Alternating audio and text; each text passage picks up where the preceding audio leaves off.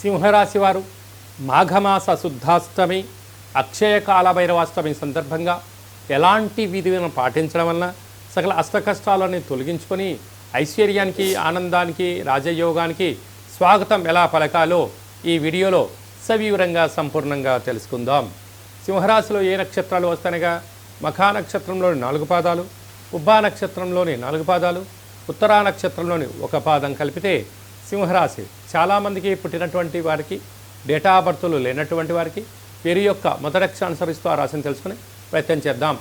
మా, మీ, ము, మే, మో, టా, టీ, టు, టే అక్షరాల వారందరూ కూడా సింహరాశి జాతకులే. సింహరాశి యొక్క అధిపతి రవి సూర్యభగవానుడు. వీరికి 2వ స్థానంలో కేతు సంచార స్థితి, 6వ స్థానంలో ఏడాది తర్వాత రవి భగవానుడు బుధాదిత్య రాజయోగంతో ఉండడం